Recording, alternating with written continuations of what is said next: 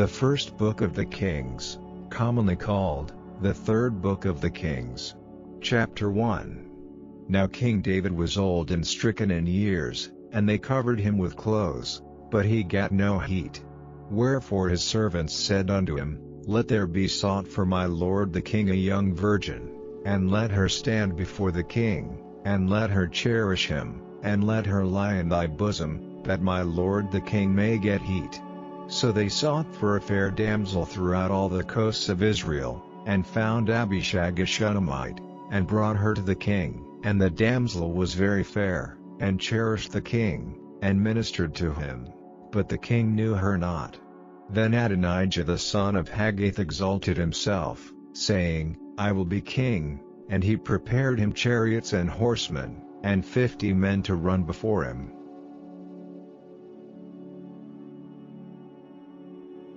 And his father had not displeased him at any time in saying, Why hast thou done so?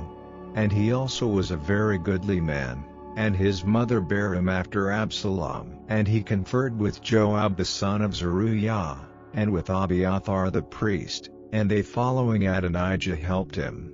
But Zadok the priest, and Benaiah the son of Jehoiada, and Nathan the prophet, and Shimei, and Ray, and the mighty men which belonged to David, were not with Adonijah. And Adonijah slew sheep and oxen and fat cattle by the stone of Zoheleth, which is by En-rogel, and called all his brethren the king's sons, and all the men of Judah the king's servants. But Nathan the prophet, and Benaiah, and the mighty men, and Solomon his brother, he called not. Wherefore Nathan spake unto Bathsheba the mother of Solomon, saying, Hast thou not heard that Adonijah the son of Haggith doth reign, and David our Lord knoweth it not?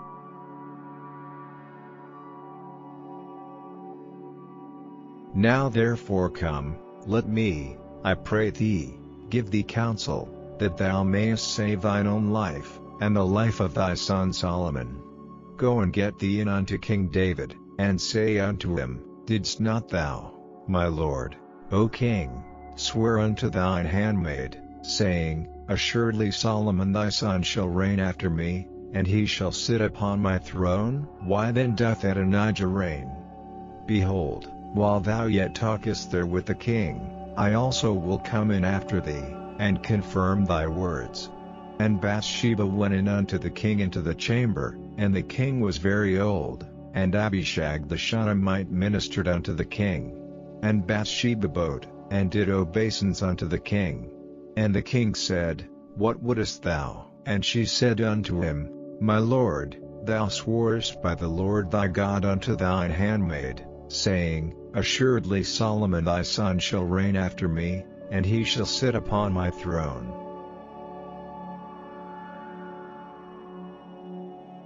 And now, behold, Adonijah reigneth, and now, my lord the king, thou knowest it not, and he hath slain oxen and fat cattle and sheep in abundance, and hath called all the sons of the king, and Abiathar the priest, and Joab the captain of the host, but Solomon thy servant hath he not called. And thou, my lord, O king, the eyes of all Israel are upon thee, that thou shouldest tell them who shall sit on the throne of my lord the king after him. Otherwise it shall come to pass, when my lord the king shall sleep with his fathers, that I and my son Solomon shall be counted offenders. And, lo, while she yet talked with the king, Nathan the prophet also came in. And they told the king, saying, Behold Nathan the prophet. And when he was come in before the king, he bowed himself before the king with his face to the ground. And Nathan said, My lord, O king, hast thou said, Adonijah shall reign after me, and he shall sit upon my throne? For he is gone down this day, and hath slain oxen and fat cattle and sheep in abundance, and hath called all the king's sons, and the captains of the host, and Abiathar the priest, and, behold, they eat and drink before him, and say, God save King Adonijah. But me, even me thy servant, and Zadok the priest, and Benaiah the son of Jehoiada, and thy servant Solomon, hath he not called? Is this thing done by my lord the king? And thou hast not showed it unto thy servant, who should sit on the throne of my lord the king after him. Then King David answered and said, Call me Bathsheba. And she came into the king's presence, and stood before the king. And the king sware, and said, As the Lord liveth, that hath redeemed my soul out of all distress, even as I sware unto thee by the Lord God of Israel, saying, Assuredly Solomon thy son shall reign after me, and he shall sit upon my throne in my stead, even so will I certainly do this day. Then Bathsheba bowed with her face to the earth, and did reverence to the king, and said, Let my lord King David live forever. And King David said, Call me Zadok the priest, and Nathan the prophet, and Benaiah the son of Jehoiada. And they came before the king. The king also said unto them, Take with you the servants of your lord, and cause Solomon my son to ride upon mine own mule, and bring him down to Gihon, and let Zadok the priest and Nathan the prophet anoint him their king over Israel, and blow ye with the trumpet, and say, God save King Solomon. Then ye shall come up after him, that he may come and sit upon my throne, for he shall be king in my stead, and I have appointed him to be ruler over Israel and over Judah. And Benaiah the son of Jehoiada answered the king, and said, Amen, the Lord God of my lord the king say so too. As the Lord hath been with my lord the king, even so be he with Solomon, and make his throne greater than the throne of my lord King David. So Zadok the priest, and Nathan the prophet, and Benaiah the son of Jehoiada, and the Cherethites, and the Pelethites, went down, and caused Solomon to ride upon King David's mule, and brought him to Gihon. And Zadok the priest took an horn of oil out of the tabernacle, and anointed Solomon. And they blew the trumpet, and all the people said, God save King Solomon. And all the people came up after him, and the people piped with pipes, and rejoiced with great joy, so that the earth rent with the sound of them. And Adonijah and all the guests that were with him heard it as they had made an end of eating. And when Joab heard the sound of the trumpet, he said, Wherefore is this noise of the city being in an uproar? And while he yet spake, behold, Jonathan the son of Abiathar the priest came, and Adonijah said unto him, Come in, for thou art a valiant man, and bringest good tidings. And Jonathan answered and said to Adonijah, Verily our lord King David hath made Solomon king, and the king hath sent with him Zadok the priest, and Nathan the prophet, and Benaiah the son of Jehoiada, and the Cherethites, and the Pelethites, and they have caused him to ride upon the king's mule, and Zadok the priest and Nathan the prophet have anointed him king in Gihon, and they are come up from thence rejoicing, so that the city rang again. This is the noise that ye have heard. And also Solomon sitteth on the throne of the kingdom. And moreover the king's servants came to bless our lord King David, saying, God make the name of Solomon better than thy name, and make his throne greater than thy throne. And the king bowed himself upon the bed. And also thus said the king, Blessed be the Lord God of Israel, which hath given one to sit on my throne this day, mine eyes even seeing it.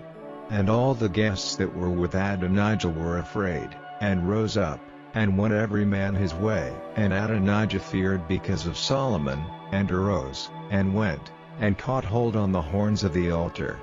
And it was told Solomon, saying, Behold, Adonijah feareth King Solomon, for, lo, he hath caught hold on the horns of the altar, saying, Let King Solomon swear unto me today that he will not slay his servant with the sword. And Solomon said, If he will show himself a worthy man, there shall not an hair of him fall to the earth, but if wickedness shall be found in him, he shall die. So King Solomon sent, And they brought him down from the altar. And he came and bowed himself to King Solomon, and Solomon said unto him, Go to thine house.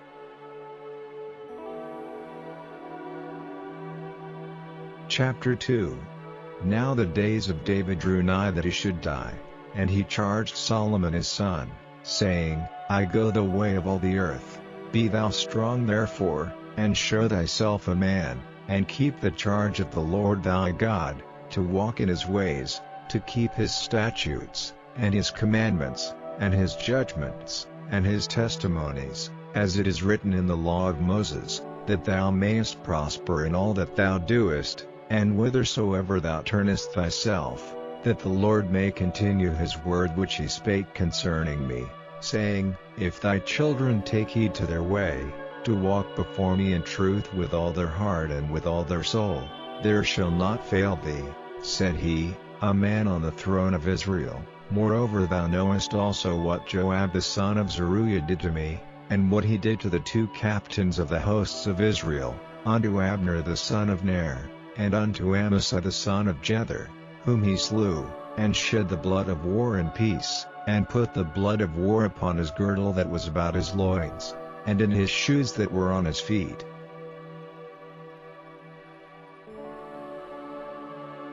Do therefore according to thy wisdom, and let not his whorehead go down to the grave in peace.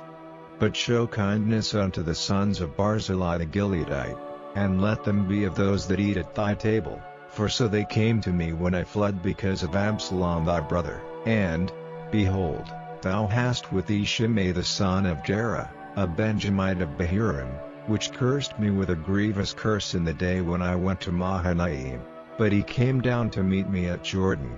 And I sware to him by the Lord, saying, I will not put thee to death with the sword. Now therefore hold him not guiltless, for thou art a wise man, and knowest what thou oughtest to do unto him. But his whorehead bring thou down to the grave with blood. So David slept with his fathers, and was buried in the city of David. And the days that David reigned over Israel were 40 years. 7 years reigned he in Hebron, and 33 years reigned he in Jerusalem. Then sat Solomon upon the throne of David his father, and his kingdom was established greatly. And Adonijah the son of Haggith came to Bathsheba the mother of Solomon. And she said, Comest thou peaceably? And he said, Peaceably. He said moreover, I have somewhat to say unto thee. And she said, Say on. And he said, Thou knowest that the kingdom was mine, and that all Israel set their faces on me, that I should reign. Howbeit the kingdom is turned about, and is become my brother's, for it was his from the Lord. And now I ask one petition of thee, deny me not. And she said unto him, Say on. And he said, Speak, I pray thee, unto Solomon the king, for he will not say thee nay, that he give me Abishag the Shunammite to wife.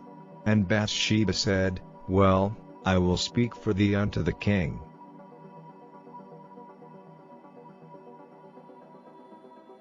Bathsheba therefore went unto King Solomon, to speak unto him for Adonijah.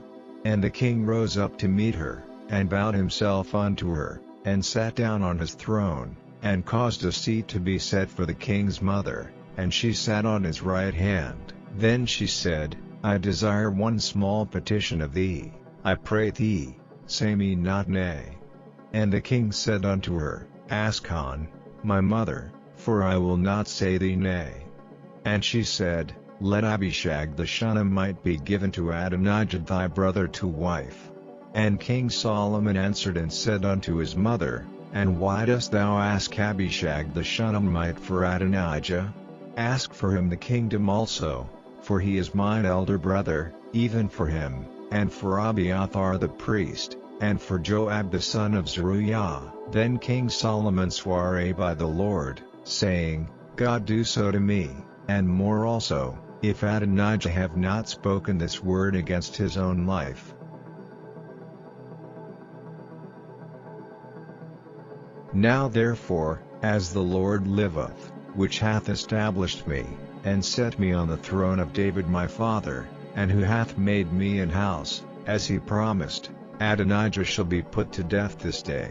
And King Solomon sent by the hand of Benaiah the son of Jehoiada, and he fell upon him that he died. And unto Abiathar the priest said the king, Get thee to Anathoth, unto thine own fields, for thou art worthy of death. But I will not at this time put thee to death, because thou bearest the ark of the Lord God before David my father, and because thou hast been afflicted in all wherein my father was afflicted. So Solomon thrust out Abiathar from being priest unto the Lord, that he might fulfill the word of the Lord, which he spake concerning the house of Eli in Shiloh. Then tidings came to Joab, for Joab had turned after Adonijah, though he turned not after Absalom. And Joab fled unto the tabernacle of the Lord, and caught hold on the horns of the altar. And it was told King Solomon that Joab was fled unto the tabernacle of the Lord, and, behold, he is by the altar. Then Solomon sent Benaiah the son of Jehoiada, saying, Go, fall upon him. And Benaiah came to the tabernacle of the Lord, and said unto him, Thus saith the king, Come forth. And he said, Nay, but I will die here. And Benaiah brought the king word again, saying, Thus said Joab, and thus he answered me. And the king said unto him, Do as he hath said, and fall upon him, and bury him, that thou mayest take away the innocent blood, which Joab shed, from me, and from the house of my father. And the Lord shall return his blood upon his own head, who fell upon 2 men more righteous and better than he, and slew them with the sword, my father David not knowing thereof, to wit, Abner the son of Ner, captain of the host of Israel, and Amasa the son of Jether, captain of the host of Judah. Their blood shall therefore return upon the head of Joab, and upon the head of his seed forever, but upon David, and upon his seed, and upon his house, and upon his throne, shall there be peace forever from the Lord. So Benaiah the son of Jehoiada went up, and fell upon him, and slew him, and he was buried in his own house in the wilderness. And the king put Benaiah the son of Jehoiada in his room over the host, and Zadok the priest did the king put in the room of Abiathar. And the king sent and called for Shimei, and said unto him, Build thee an house in Jerusalem, and dwell there, and go not forth thence any whither. For it shall be, that on the day thou goest out, and passest over the brook Kidron, thou shalt know for certain that thou shalt surely die, thy blood shall be upon thine own head. And Shimei said unto the king, The saying is good, as my lord the king hath said, so will thy servant do. And Shimei dwelt in Jerusalem many days. And it came to pass at the end of 3 years, that 2 of the servants of Shimei ran away unto Achish son of Maachah king of Gath. And they told Shimei, saying, Behold, thy servants be in Gath. And Shimei arose, and saddled his ass, and went to Gath to Achish to seek his servants. And Shimei went, and brought his servants from Gath. And it was told Solomon that Shimei had gone from Jerusalem to Gath, and was come again. And the king sent and called for Shimei, and said unto him, Did I not make thee to swear by the Lord, and protested unto thee, saying, Know for a certain, on the day thou goest out, and walkest abroad any whither, that thou shalt surely die? And thou saidst unto me, The word that I have heard is good. Why then hast thou not kept the oath of the Lord, and the commandment that I have charged thee with? The king said moreover to Shimei, Thou knowest all the wickedness which thine heart is privy to, that thou didst to David my father, therefore the Lord shall return thy wickedness upon thine own head, and King Solomon shall be blessed, and the throne of David shall be established before the Lord forever. So the king commanded Benaiah the son of Jehoiada, which went out, and fell upon him, that he died. And the kingdom was established in the hand of Solomon.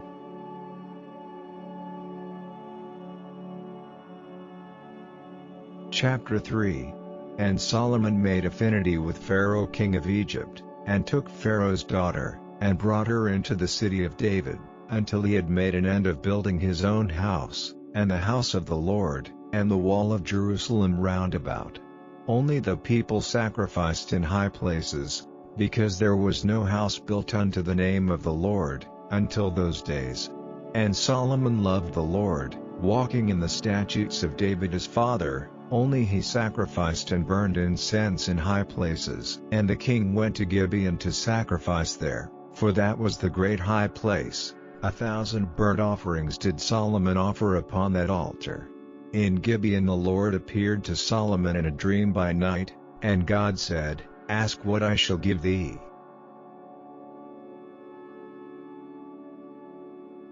And Solomon said, "Thou hast showed unto thy servant David my father great mercy, according as he walked before thee in truth, and in righteousness, and in uprightness of heart with thee, and thou hast kept for him this great kindness, that thou hast given him a son to sit on his throne, as it is this day. And now, O Lord my God, thou hast made thy servant king instead of David my father, and I am but a little child, I know not how to go out or come in. And thy servant is in the midst of thy people which thou hast chosen, a great people, that cannot be numbered nor counted for multitude. Give therefore thy servant an understanding heart to judge thy people, that I may discern between good and bad, for who is able to judge this thy so great a people?"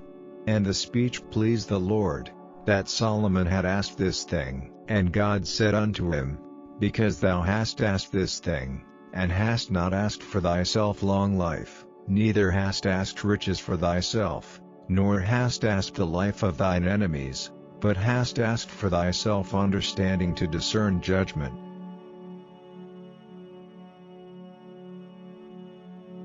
Behold, I have done according to thy words. Lo, I have given thee a wise and an understanding heart, so that there was none like thee before thee, neither after thee shall any arise like unto thee. And I have also given thee that which thou hast not asked, both riches, and honor, so that there shall not be any among the kings like unto thee all thy days. And if thou wilt walk in my ways, to keep my statutes and my commandments, as thy father David did walk, then I will lengthen thy days." And Solomon awoke, and, behold, it was a dream. And he came to Jerusalem, and stood before the ark of the covenant of the Lord, and offered up burnt offerings, and offered peace offerings, and made a feast to all his servants. Then came there 2 women, that were harlots, unto the king, and stood before him. And the one woman said, "O my lord, I and this woman dwell in one house, and I was delivered of a child with her in the house. And it came to pass the 3rd day after that I was delivered, that this woman was delivered also, and we were together. There was no stranger with us in the house, save we 2 in the house. And this woman's child died in the night, because she overlaid it. And she arose at midnight, and took my son from beside me, while thine handmaid slept, and laid it in her bosom, and laid her dead child in my bosom. And when I rose in the morning to give my child suck, behold, it was dead. But when I had considered it in the morning, behold, it was not my son, which I did bear. And the other woman said, Nay, but the living is my son, and the dead is thy son. And this said, No, but the dead is thy son, and the living is my son. Thus they spake before the king. Then said the king, The one saith, This is my son that liveth, and thy son is the dead. And the other saith, Nay, but thy son is the dead, and my son is the living. And the king said, Bring me a sword. And they brought a sword before the king. And the king said, Divide the living child in 2, and give half to the one, and half to the other. Then spake the woman whose the living child was unto the king, for her bowels yearned upon her son, and she said, O my lord, give her the living child, and in no wise slay it. But the other said, Let it be neither mine nor thine, but divide it. Then the king answered and said, Give her the living child, and in no wise slay it, she is the mother thereof. And all Israel heard of the judgment which the king had judged, and they feared the king, for they saw that the wisdom of God was in him, to do judgment.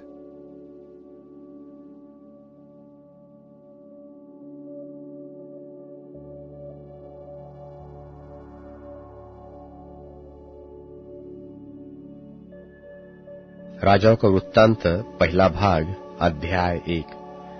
Dawood राजा बूढ़ा वरन बहुत पुरनिया हुआ, और यद्यपि उसको कपड़े ओढ़ाए जाते थे तो भी वह गर्म न होता था। सो उसके कर्मचारियों ने उससे कहा, हमारे प्रभु राजा के लिए कोई जवान कुंवारी ढूंढी जाए, जो राजा के सन्मुख रहकर उसकी सेवा किया करे और तेरे पास लेटा करे, कि हमारे प्रभु राजा को गर्मी पहुंचे। तब उन्होंने समस्त इस्राएली देश में सुंदर कुंवारी ढूंढते ढूंढते अबीशग नाम एक शुनेमिन को पाया और राजा के पास ले आए। वह कन्या बहुत ही सुंदर थी और वह राजा की दासी होकर उसकी सेवा करती रही, परंतु राजा का उससे सहवास न हुआ। तब हग्गीत का पुत्र अदोनिय्याह सिर ऊंचा करके कहने लगा कि मैं राजा हूंगा। सो उसने रथ और सवार और अपने आगे आगे दौड़ने को 50 पुरुष रख लिए।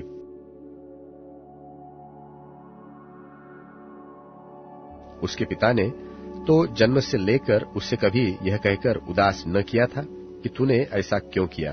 वह बहुत रूपवान था और अबशालोम के पीछे उसका जन्म हुआ था, और उसने सरूयाह के पुत्र योआब से और एब्यातार याजक से बातचीत की और उन्होंने उसके पीछे होकर उसकी सहायता की। परंतु सादोक याजक, यहोयाद का पुत्र बनायाह, नातान नबी, शिमी रेई और दाऊद के शूरवीरों ने अदोनिय्याह का साथ न दिया, और अदोनिय्याह ने जोहेलेत नाम पत्थर के पास जो एन रोगेल के निकट है भेड़ बैल और तैयार किए हुए पशु बलि किए, और अपने भाई सब राजकुमारों को और राजा के सब यहूदी कर्मचारियों को बुला लिया। परंतु नातान नबी और बनायाह और शूरवीरों को और अपने भाई सुलेमान को उसने न बुलाया। तब नातान ने सुलेमान की माता बत्शेबा से कहा, क्या तूने सुना है कि हग्गीत का पुत्र अदोनिय्याह राजा बन बैठा है, और हमारा प्रभु दाऊद इसे नहीं जानता।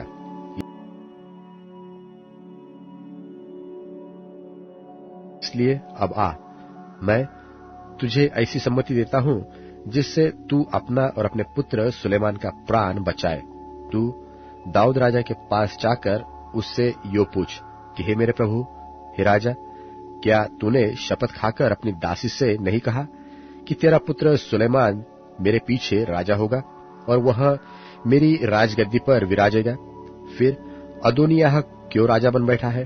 और जब तू वहां राजा से ऐसी बातें करती रहेगी, तब मैं तेरे पीछे आकर तेरी बातों को पुष्ट करूंगा। तब बत्शेबा राजा के पास कोठरी में गई। राजा तो बहुत बूढ़ा था और उसकी सेवा टहल शुनेमिन अबीशग करती थी, और बत्शेबा ने झुककर राजा को दंडवत किया। और राजा ने पूछा, तू क्या चाहती है? उसने उत्तर दिया, हे मेरे प्रभु, तूने तो अपने परमेश्वर यहोवा की शपथ खाकर अपनी दासी से कहा था कि तेरा पुत्र सुलेमान मेरे पीछे राजा होगा और वह मेरी गद्दी पर विराजेगा।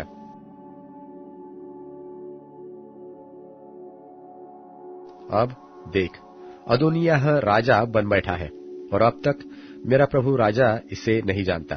और उसने बहुत से बैल तैयार किए, पशु और भेड़े बलि की, और सब राजकुमारों को और एब्यातार याजक और योआब सेनापति को बुलाया है, परंतु तेरे दास सुलेमान को नहीं बुलाया। और हे मेरे प्रभु, हे राजा, सब इस्राएली तुझे ताक रहे हैं कि तू उनसे कहे कि हमारे प्रभु राजा की गद्दी पर उसके पीछे कौन बैठेगा। नहीं तो जब हमारा प्रभु राजा अपने पुरखाओं के संग सोएगा, तब मैं और मेरा पुत्र सुलेमान दोनों अपराधी गिने जाएंगे। यो बत्शेबा राजा से बातें कर ही रही थी कि नातान नबी भी आ गया और राजा से कहा गया कि नातान नबी हाजिर है। तब वह राजा के सन्मुख आया और मुंह के बल गिरकर राजा को दंडवत की और नातान कहने लगा, हे मेरे प्रभु, हे राजा, क्या तूने कहा है कि अदोनियाह मेरे पीछे राजा होगा और वह मेरी गद्दी पर विराजेगा? देख, उसने आज नीचे जाकर बहुत से बैल तैयार किए हुए पशु और भेड़े बलि की है और सब राजकुमारों को और सेनापतियों को एब्यातार राजक को भी बुलाया है और वे उसके सन्मुख खाते पीते हुए कह रहे हैं कि अदोनियाह राजा जीवित रहे। परंतु मुझ तेरे दास को और सादोक याजक और यहोयादा के पुत्र बनायाह और तेरे दास सुलेमान को उसने नहीं बुलवाया। क्या यह मेरे प्रभु राजा की ओर से हुआ? तूने तो अपने दास को यह नहीं जताया कि प्रभु राजा की गद्दी पर कौन उसके पीछे विराजेगा।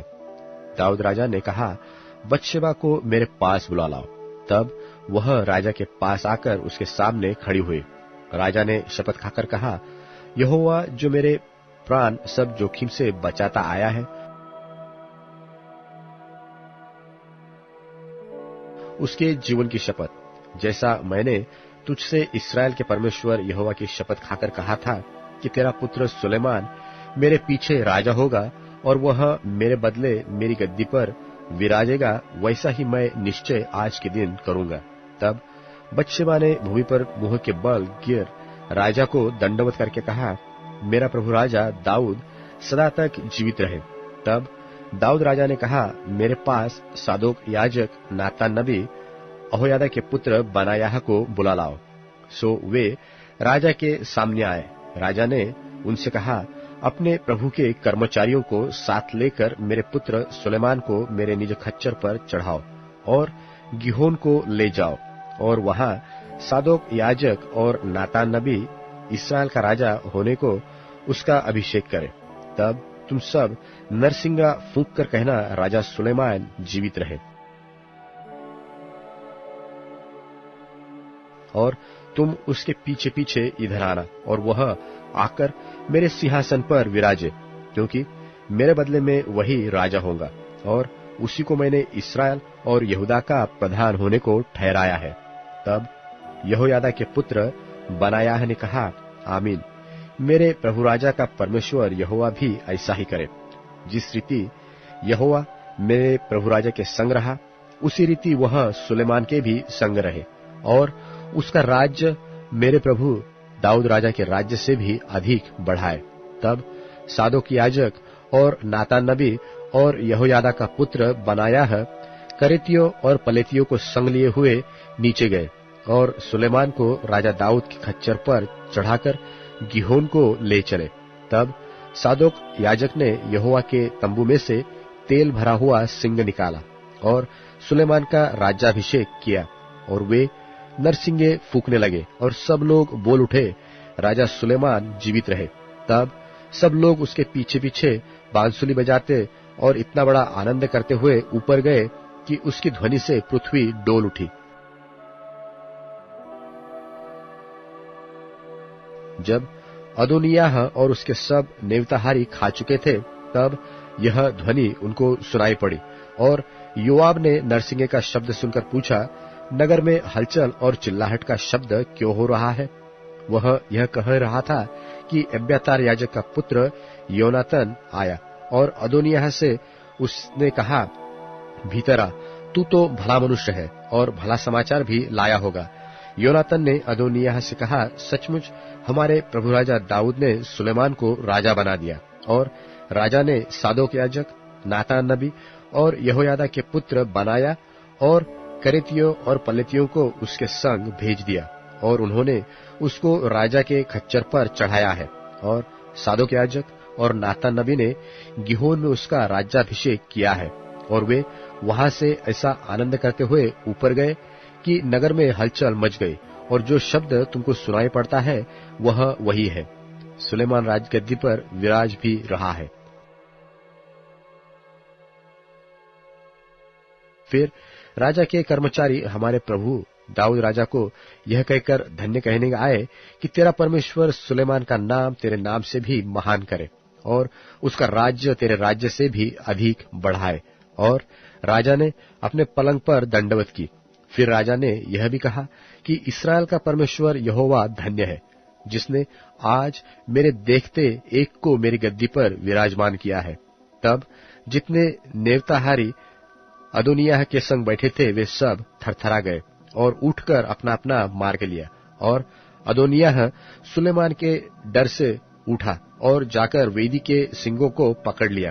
तब सुलेमान को यह समाचार मिला कि अदोनिय्याह सुलेमान राजा से ऐसा डर गया है कि उसने वेदी के सींगों को यह कहकर पकड़ लिया है कि आज राजा सुलेमान शपथ खाए कि अपने दास को तलवार से न मार डालेगा।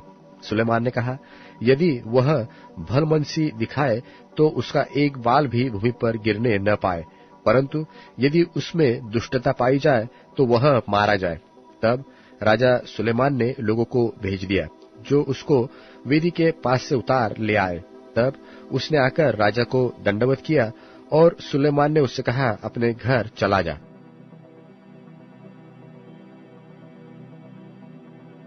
राजाओं का वृत्तांत पहला भाग अध्याय 2। जब दाऊद के मरने का समय आया तब उसने अपने पुत्र सुलेमान से कहा कि मैं लोक की रीति पर कूच करने वाला हूं, इसलिए तू हिया बांधकर पुरुषार्थ दिखा और जो कुछ तेरे परमेश्वर यहोवा ने तुझे सौंपा है उसकी रक्षा करके उसके मार्गों पर चला करना, और जैसा मूसा की व्यवस्था में लिखा है वैसा ही उसकी विधियों तथा आज्ञाओं और नियमों और चितौनियों का पालन करते रहना, जिससे जो कुछ तू करे और जहां कहीं तू जाए उसमें तू सफल होए, और यहोवा अपना वह वचन पूरा करे जो उसने मेरे विषय में कहा था कि यदि तेरी संतान अपनी चाल के विषय में ऐसे सावधान रहे कि अपने संपूर्ण हृदय और संपूर्ण प्राण से सच्चाई के साथ नित मेरे सन्मुख चलते रहे, तब तो इस्राएल की राजगद्दी पर विराजने वाली की तेरे कुल परिवार में घटी कभी न होगी। फिर तू स्वयं जानता है कि सरूयाह के पुत्र योआब ने मुझसे क्या क्या किया, अर्थात उसने नेर के पुत्र अबनेर और एतेर के पुत्र अमासा इस्राएल के इन 2 सेनापतियों से क्या क्या किया। उसने उन दोनों को घात किया और मेल के समय युद्ध का लोहू बहाकर उसने अपनी कमर का कमरबंद और अपने पांव की जूतियां भिगो दी। इसलिए तू अपनी बुद्धि से काम लेना और उस पके बाल वाले को अधोलोक में शांति से उतरने न देना। फिर गिलादी बर्जिल्लै के पुत्र पर कृपा करना और वे तेरी मेज पर खाने वालों में रहे, क्योंकि जब मैं तेरे भाई अबशालोम के सामने से भाग जा रहा था तब उन्होंने मेरे पास आकर वैसा ही किया था। फिर सुन, तेरे पास बिन्यामीनी गेरा का पुत्र बहुरीमी शिमी रहता है। जिस दिन मैं महनैम को जाता था उस दिन उसने मुझे कड़ाई से शाप दिया था, पर जब वह मेरी भेंट के लिए यरदन को आया तब मैंने उससे यहोवा की यह शपथ खाई कि मैं तुझे तलवार से न मार डालूंगा, परंतु अब तू इसे निर्दोष न ठहराना। तू तो बुद्धिमान पुरुष है, तुझे मालूम होगा कि उसके साथ क्या करना चाहिए, और उस पक्के बाल वाले का लोहू बहाकर उसे अधोलोक में उतार देना। तब दाऊद अपने पुरखाओं के संग सो गया और दाऊदपुर में उसे मिट्टी दी गई। दाऊद ने इस्राएल पर 40 वर्ष राज्य किया। 7 वर्ष तो उसने हेब्रोन में और 33 वर्ष यरूशलेम में राज्य किया था।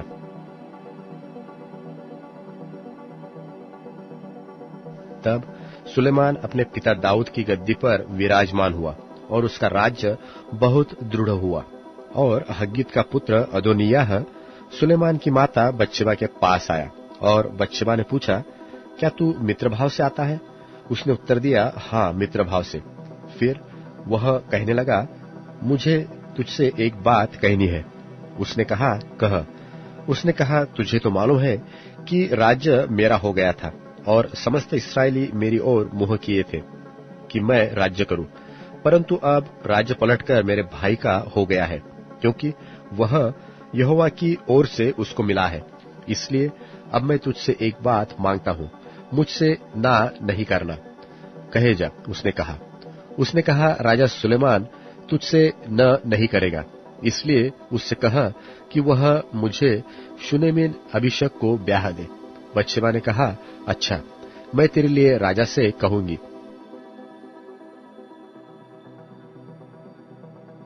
तब बत्शेबा अदोनिय्याह के लिए राजा सुलेमान से बातचीत करने को उसके पास गई, और राजा उसकी भेंट के लिए उठा और उसे दंडवत करके अपने सिंहासन पर बैठ गया। फिर राजा ने अपनी माता के लिए एक सिंहासन रख दिया और वह उसकी दाहिनी ओर बैठ गई। तब वह कहने लगी, मैं तुझसे एक छोटा सा वरदान मांगती हूँ, इसलिए मुझसे नहीं करना। राजा ने कहा, हे माता, मांग, मैं तुझसे नहीं करूंगा। उसने कहा, वह शुनेमिन अभिषेक तेरे भाई अदोनिय्याह को ब्याह दी जाए। राजा सुलेमान ने अपनी माता को उत्तर दिया, तू अदोनिय्याह के लिए शुनेमिन अभिषेक ही क्यों मांगती है? उसके लिए राज्य भी मांग, क्योंकि वह तो मेरा बड़ा भाई है, और उसी के लिए क्या, एब्यातार याजक और सरूयाह के पुत्र योआब के लिए भी मांग। और राजा सुलेमान ने यहोवा की शपथ खाकर कहा कि यदि अदोनिय्याह ने यह बात अपने प्राण पर खेलकर न कही हो, तो परमेश्वर मुझसे वैसा ही क्या, वरन उससे भी अधिक करे।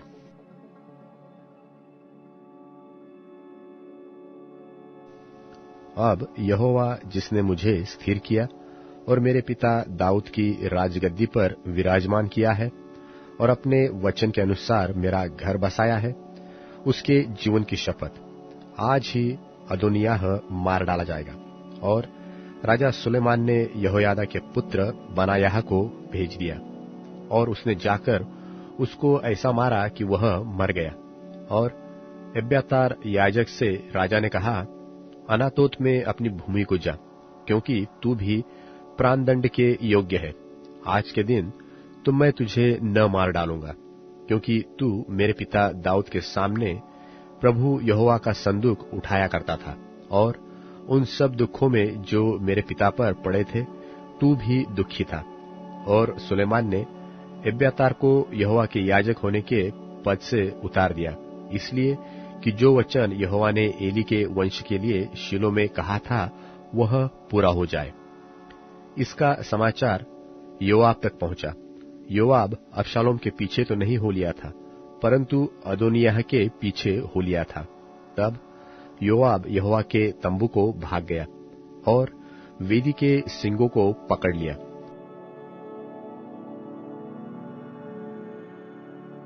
जब राजा सुलेमान को यह समाचार मिला कि योआब यहोवा के तंबू को भाग गया है और वह वेदी के पास है, तब सुलेमान ने यहोयादा के पुत्र बनायाह को यह कहकर भेज दिया कि तू जाकर उसे मार डाल।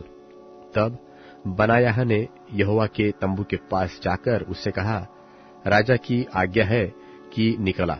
उसने कहा, नहीं, मैं यहीं मर जाऊंगा। तब बनायाह ने लौटकर यह संदेश राजा को दिया कि योआब ने मुझे यह उत्तर दिया। राजा ने उससे कहा, उसके कहने के अनुसार उसको मार डाल और उसे मिट्टी दे। ऐसा करके निर्दोषों का जो खून योआब ने किया है उसका दोष तू मुझ पर से और मेरे पिता के घराने पर से दूर करेगा, और यहोवा उसके सिर का वह खून लौटा देगा, क्योंकि उसने मेरे पिता दाऊद के बिना जाने अपने से अधिक धर्मी और भले दो पुरुषों पर, अर्थात इस्राएल के प्रधान सेनापति नेर के पुत्र अब्नेर और यहूदा के प्रधान सेनापति एतेर के पुत्र अमासा पर टूटकर उनको तलवार से मार डाला था।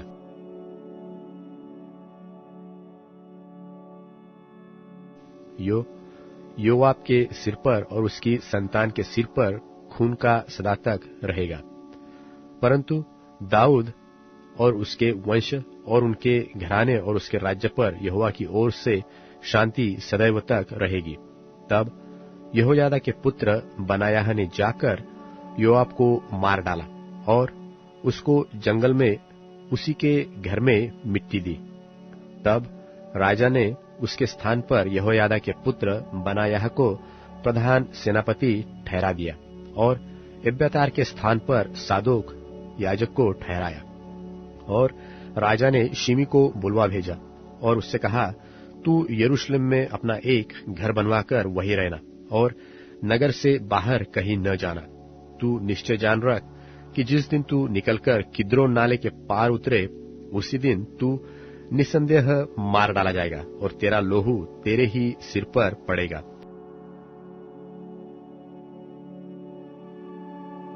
शिमी ने राजा से कहा, बात अच्छी है, जैसा मेरे प्रभु राजा ने कहा है वैसा ही तेरा दास करेगा। तब शिमी बहुत दिन यरूशलेम में रहा, परंतु 3 वर्ष के व्यतीत होने पर शिमी के 2 दास गत नगर के राजा माका के पुत्र आकीश के पास भाग गए और शिमी को यह समाचार मिला कि तेरे दास गत में हैं। तब शिमी उठकर अपने गधे पर काठी कसकर अपने दास को ढूंढने के लिए गत को आकीश के पास गया और अपने दासों को गत से ले आया। जब सुलेमान राजा को इसका समाचार मिला कि शिमी यरूशलेम से गत को गया और फिर लौट आया है,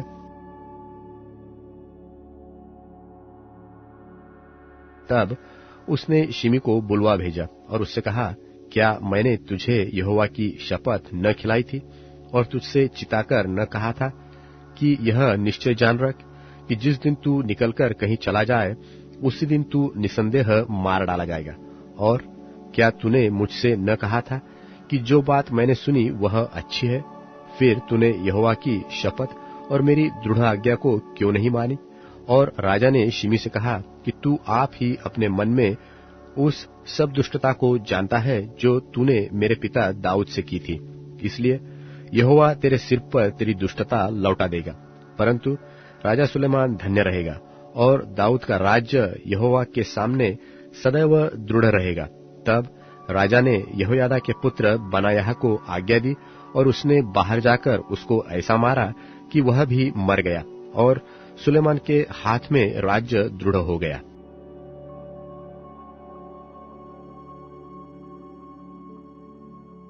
राजाओं का वृत्तांत पहला भाग अध्याय 3। फिर राजा सुलेमान मिस्र के राजा फिरौन की बेटी को ब्याह कर उसका दामाद बन गया और उसको दाऊदपुर में लाकर जब तक अपना भवन और यहोवा का भवन और यरूशलेम के चारों ओर की शहर पनाह न बनवा चुका, तब तक उसको वही रखा, क्योंकि प्रजा के लोग तो ऊंचे स्थानों पर बलि चढ़ाते थे और उन दिनों तक यहोवा के नाम का कोई भवन नहीं बना था। सुलेमान यहोवा से प्रेम रखता था और अपने पिता दाऊद की विधियों पर चलता तो रहा, परंतु वह ऊंचे स्थानों पर भी बलि चढ़ाया और धूप जलाया करता था। और राजा गिबोन को बलि चढ़ाने को गया, क्योंकि मुख्य ऊंचा स्थान वही था। तब वहां की वेदी पर सुलेमान ने 1000 होम बलि चढ़ाए। गिबोन में यहोवा ने रात को स्वप्न के द्वारा सुलेमान को दर्शन देकर कहा, जो कुछ तू चाहे कि मैं तुझे दूं वह मांग।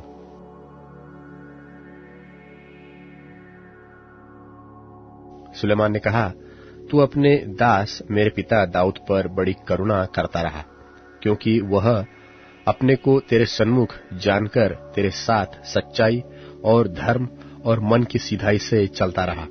और तूने यहाँ तक उस पर कल्याण की थी कि उसे उसकी गद्दी पर विराजने वाला एक पुत्र दिया है, जैसा कि आज वर्तमान है। और अब हे मेरे परमेश्वर यहोवा, तूने अपने दास को मेरे पिता दाऊद के स्थान पर राजा किया है, परंतु मैं छोटा लड़का सा हूं जो भीतर बाहर आना जाना नहीं जानता।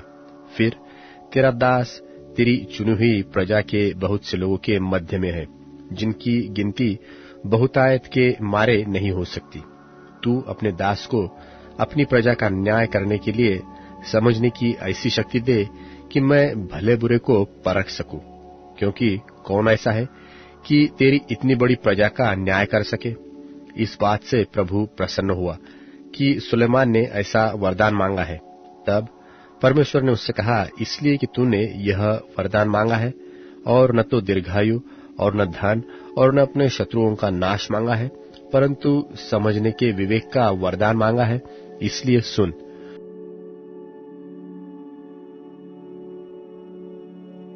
मैं तेरे वचन के अनुसार करता हूं, तुझे बुद्धि और विवेक से भरा मान देता हूं, यहाँ तक कि तेरे समान न तो तुझसे पहले कोई कभी हुआ और न बाद में कोई कभी होगा।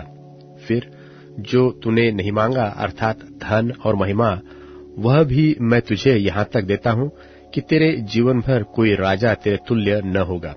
फिर यदि तू अपने पिता दाऊद की नाई मेरे मार्गों में चलता हुआ मेरी विधियों और आज्ञाओं को मानता रहेगा, तो मैं तेरी आयु को बढ़ाऊंगा। तब सुलेमान जाग उठा और देखा कि यह स्वप्न था।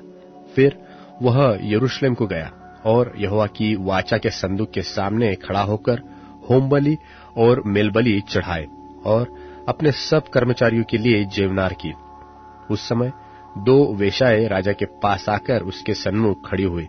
उनमें से एक स्त्री कहने लगी, हे मेरे प्रभु, मैं और यह स्त्री दोनों एक ही घर में रहती है और इसके संग घर में रहते हुए मेरे एक बच्चा हुआ।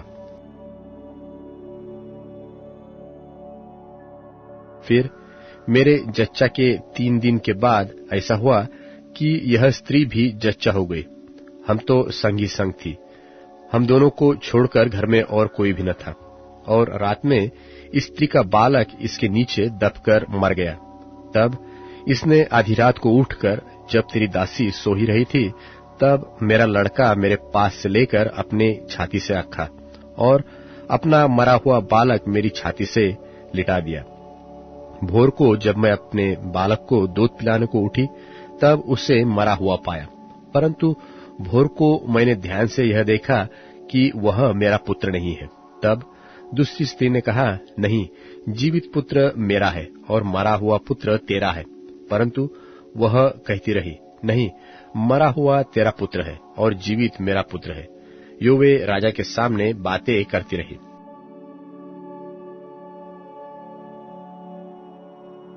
राजा ने कहा, एक तो कहती है जो जीवित है वही मेरा पुत्र है और मरा हुआ तेरा पुत्र है, और दूसरी कहती है, नहीं, जो मरा है वही तेरा पुत्र है और जो जीवित है वह मेरा पुत्र है।